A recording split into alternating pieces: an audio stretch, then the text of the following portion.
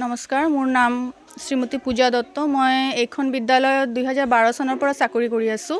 তো মই যেতিয়া এইখন বিদ্যালয়ত প্ৰথম আহিছোঁ তেতিয়া বিদ্যালয়ৰ মানে এনৰলমেণ্ট যিটো বহুতেই কম আছিলে। তাৰপিছত লাহে লাহে আমি দুজনী একেলগে জইন কৰিছিলোঁ।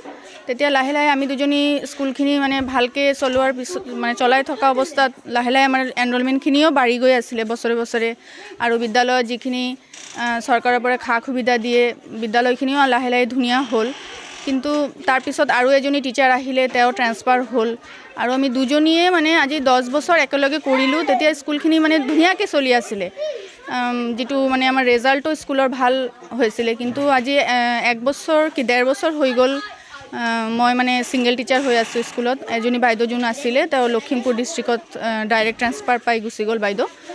তো তাৰপিছৰ পৰা মানে স্কুলৰ এই বছৰতে এনৰলমেণ্টটো বহুত কমিলে। মানে বহুতে গাৰ্জিয়ানে ভাবে যে স্কুলখনতো ভালেই আছিলে, কিন্তু যিহেতু এজনী টিচাৰ আছে তেওঁ আৰু কিমান ল'ৰা ছোৱালীক পঢ়াব তেনেকৈ, সেইকাৰণে মানে এনৰলমেণ্ট কমি গ'ল।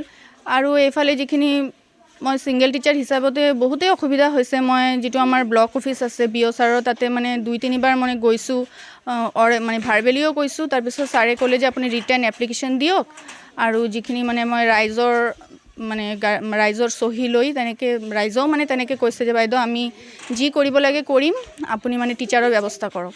তেনেকৈ মই এপ্লিকেশ্যনো দিছোঁ, কিন্তু তেনেকৈ মানে একো সুবিধা তাৰ পৰা দিয়া নাই।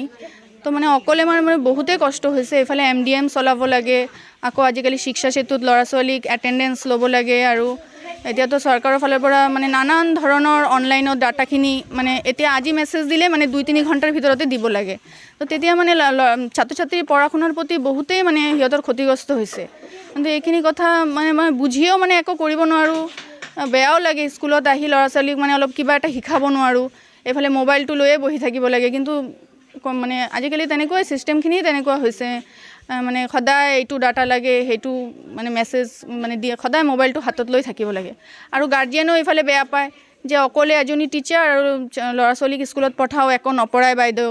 কিন্তু মানে যেতিয়া কিছুমান গাৰ্জিয়ানে স্কুলত আহি যেতিয়া চাই, কথাখিনি বুজি পায়, অলপ জনা বুজা, যিহেতু আমাৰ এইটো মানে হেৰি হয় আদিবাসী এৰিয়া হয়, সিহঁতেতো ইমান পঢ়া শুনা নজনা।